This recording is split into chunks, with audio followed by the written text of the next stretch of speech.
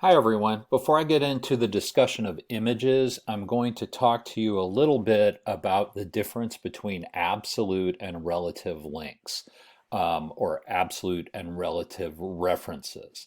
Those are important to understand in terms of, are we referencing files that are on our own server, or are we referencing web resources that are available on other websites? Okay, so one of the things that you want to get straight in your head is we will be buying server space from a web hosting company. And basically, every website is a space on a computer that has a bunch of files. And what we do when we type in a web address like this one, if I go to CodePen, I'm typing in the name of the website, and then these are basically folders, and then there's this file that it's referencing to get to. Okay, so basically this is a web server called codepen.io. There's a folder called grovesprof. There's another folder within it called pen. And then there is this file with a weird name that is my working file for this resume file. So it is, the browser is going to that specific location on the web to get all that information. Now, when we create our website, we're going to do the same thing. We're going to have a directory available on our web server, and we will upload files to it. So this is kind of a fake website that I've created. And basically it has two web pages, index.html, about.html, and then there's a picture that appears on one of these web pages. Now, when you type in the domain name of any website, so like if I type in cnn.com, if I don't specify a particular file in that directory, by default, it will load whatever is called the index.html file. That's what browsers do by default. So if I type in the name of a location and I don't specify the page, it will deliver me the index page. And then as we click into the site, you'll notice we start getting directories. It's going further down into the directory. And then as we click on particular files, the URL reflects where we're going on the website. Now this is taking a while to load. Let me go to this one. So notice all of this. I've got the name of the website. There's a directory called 2021, a directory called 03, a directory called 03, a directory. So you can see there's this multi-layered directory like you would have on your hard drive on your computer. That's what we're doing here. So the relative link says you found this file in this directory. Relative to where you found this file, I want you to go back and get another file that is in that same directory. So if I wanted to add a picture to this index.html file, I basically would say, okay, there is an image in this directory, and it's called, I want you to go back and get it. I want you to go back and get it and put it on the page. Okay. Now, because we're using CodePen, CodePen doesn't allow us to have multiple files on the same server, which is why I'm only making you do the single page, not multiple pages on it. Okay. So this would say, wherever you got this particular file, I want you to go back to that directory and get this file. So I have index and dragonfly.jpg in the same directory. So this reference would pull this dragonfly photo and put it on the page. Okay, so that's relative. Now, absolute is what we were doing with our other links when we were adding this. This is an absolute link because it's saying go to a specific place on the web. And your clue is this HTTPS:// That's saying go to a specific spot on the web and link to it. Now you can do that same thing for image files when we're adding those. And I'm going to show you how to do that in a moment. Because CodePen, what it will do is it will let you add pictures from Unsplash, and that's what we'll do just so you get the handle on how to use images. Okay. So you notice that in order to put a picture on a web page, the HTML element we use is img for image. Now, instead of using href or hypertext reference as we did with the anchor links, what we're going to use here is src, which stands for source. And as I mentioned, if we had it in the same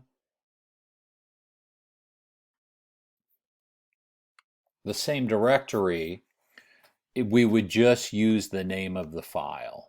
You can also specify, and the book talks about this, you can actually navigate down into other directories or folders on the web server. And the book shows you how to do that. So the other thing that we can do is we can add other attributes to our element here. So in this case, by default, you want to put the source, and then you want to put alternative text for the picture. And it's always good to describe what the picture is. So in this case, I have a dragonfly photo, and I put the dragonfly there. And you may be saying, well, why bother with that? That's an issue of accessibility. So someone who is visually impaired, they're going to want those to pop up so they get an idea of what's on the web page. The other advantage to it is this gives you some what you might call Google juice when it comes to search engine optimization. So by this lets Google know, because Google explores web pages through the code, that, oh, there's a file named Dragonfly and the alternative text for it is a dragonfly. So chances are there's a dragonfly on the page. And that's what you want to do. Now, there are other attributes we can specify about images, including the height and width of different pictures. And that's going to come in handy when we add a picture from Unsplash to your CodePen page. Okay? You can also create a linkable image by wrapping the image tag with the anchor. And remember what we talked about nesting? So you want to make sure that this wraps around that picture reference, and that will link to a page called dragonfly.html. Okay? So that can come in handy sometime when you want to make an image clickable, where it almost might operate like a button on your web page. Okay? Now I'm going to talk about images themselves. So images, like other media files, come in a couple of different types. And you can, if you shoot on a camera, you can shoot an uncompressed photo for the highest resolution, the highest quality. But as with video and audio, anything that is uncompressed is a huge file. And one of the things that you want to think about is making sure that your files are somewhat compressed so they load more quickly. One of the things that Google does with websites is it evaluates how fast your web page loads. And so that can affect your Google ranking. So you want to make sure that all of your pictures are optimized and compressed and are not too large. Okay. The trade-off with media always is the larger the size, the higher the quality. So you have to make a decision about how high quality does this need to be for the end user. If most of your viewers or people who are coming to your website are coming through mobile or through the cell phone, they probably don't need huge picture files. Quality is probably not an issue. They're going for usability, and you want to keep that in mind. Okay, so most of the time we're going to be using compressed photos or compressed images, and there's three basic flavors of image types that you want to be aware of. So JPEG is probably the most common that you've run into when dealing with photographs, and it is best for photographs because you can get up to millions of colors. It doesn't have a limited color palette, and it does a better job compressing photos. I'm going to skip to GIFs. So the GIFs are used for graphics with a limited color palette. They can be animated, and they also can have transparent backgrounds. JPEGs cannot have transparent backgrounds. So why is that useful? Because say you have a logo and you want it to have a transparent background so it takes the color of whatever is behind it, then you're going to want to use either a GIF or a PNG file. Okay, and the GIF allows you to have either a transparent background or a color background. You can also animate GIFs, so you've probably seen these on the internet, right? Actually, animated GIFs have been around for a long time. It was the first way you started seeing animation on the web was this file type. So it's been around for a couple of decades. Okay, and then there are PNG files, which is a relatively new format, and it has larger files among these types, but it allows you to have multiple transparency levels. So it's not just transparent or not transparent. What it is it's layers of transparency. So you could have kind of an opaque background that takes some of the color of the background, but not all of it. Um, if you've done any work with Photoshop, you've probably played around with transparency when you've layered images. So you just have to decide what it is that you're wanting to use the photo or image for, and then choose the correct image type. Okay. When dealing with images, you also want to think about color schemes. So there are two primary types you may run into. You may also run into one that has to deal with hue and saturation, but most commonly you're going to run into RGB or CMYK. And the big difference between these, RGB is millions of colors, and that's available for the web because monitors can display all different kinds of colors. If you're doing something for print, you're probably going to run into CMYK, which doesn't have as large a color palette, which if you've ever had the phenomenon of designing something like an InDesign and then printing it, and it doesn't look quite the same way, or you print a picture on your inkjet printer and it doesn't look like the picture that you had on the screen, this is why. So how does RGB work? You're basically altering the levels of red, green, and blue in to come up with whatever the color is. And oops, sorry about that. And basically what you're doing is you are specifying levels of the red, green, and blue using hexadecimal colors. And hexadecimal goes from 00 to FF, and I know that seems weird. It's basically from 0 to 255. So that's why you see these lettered formats. So the first two are red, the second two are green, and the third two are the levels of blue. And so you'll choose your color using the hexadecimal format.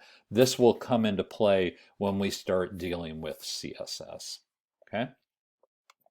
And I just wanted to remind you to close out this video in terms of thinking about these sections as boxes. So we added the header and the footer. You can also, most websites have a navigation scheme, so they have a nav box.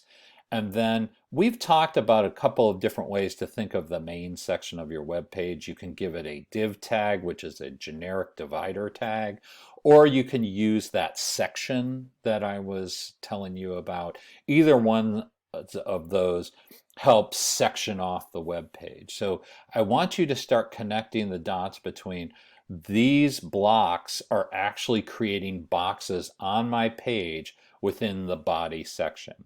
And remember, something that people get confused about sometimes is that the header is not the same as the head section.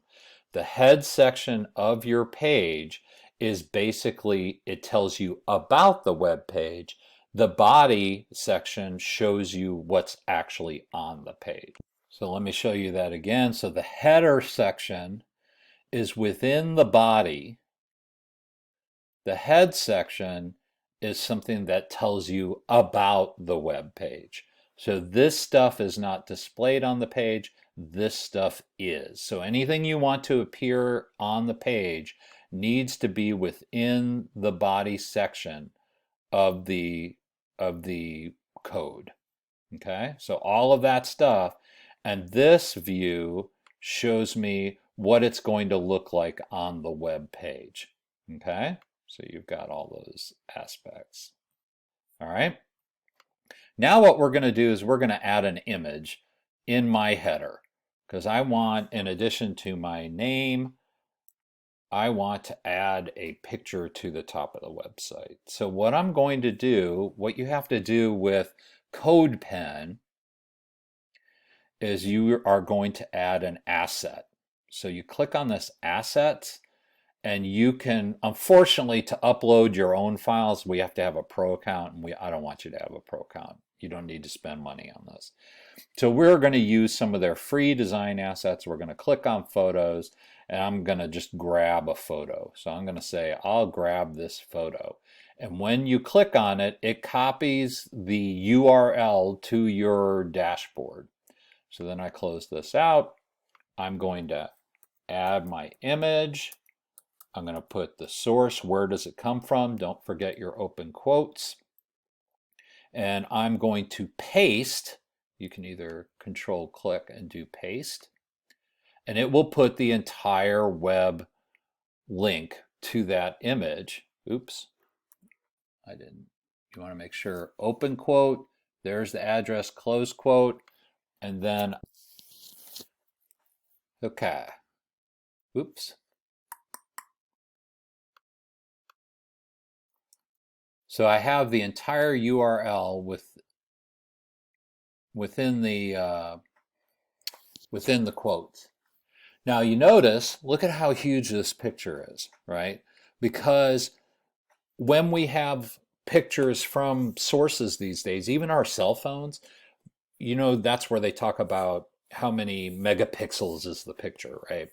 And if you have like 20 megapixels, it's great for a high quality photograph, but by default, they're huge photographs. And that's too big for our little bitty resume, right? We don't want it that big. We want it to size about as large as my heading is. So what we can do is we can restrict the width of the image. So what I'm going to do here is I'm going to restrict it to 50%, which is basically a fancy way of saying 50% of the available window space.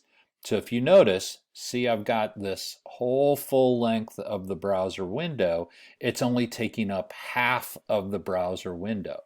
So you could similarly do that with 25%, and it's only going to take up 1/4 of this total space. See, so you can play around with that. The thing to remember is that is not changing the actual size of the photograph. So if this is, say, a 20 megabyte photo, this doesn't automatically compress the photo.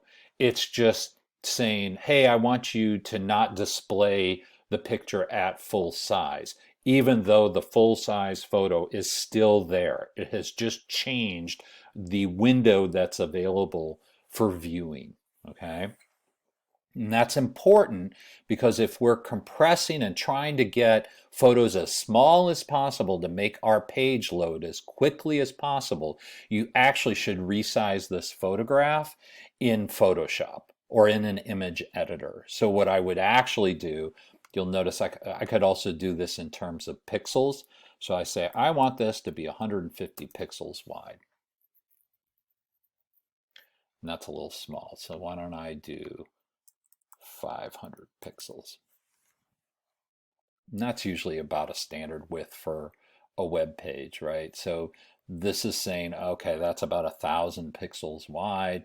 I'm going to do about half of it, and that's a fixed width. So instead of the percentage of available space, the picture doesn't change depending on how I'm moving the page. Whereas when I use the percentage, it resizes it.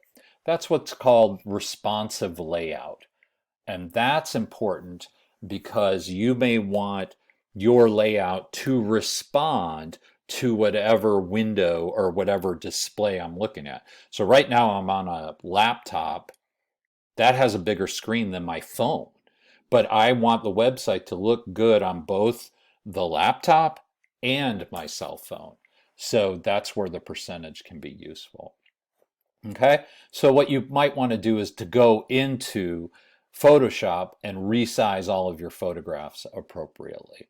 Okay, and notice I've used the alt text to say what the photograph is. I could also say lightning or a rainstorm or something like that, but you want something descriptive that shows what the picture is. Okay, so that's adding an image. That's all it takes to add the image. That gives you an overview of things to think about with images, and also thinking about absolute and relative links, which are very important to understand the difference between those. All of this is described in the book. So if I went through something a little quickly, look in the index of the book or try to find the chapter related to those items in the book. And that will help you make sense out of some of these things. If you have any questions, put them in the Slack, and I'm glad to help you. Okay, good luck. So this is what you need to add for your next web for your update to the resume.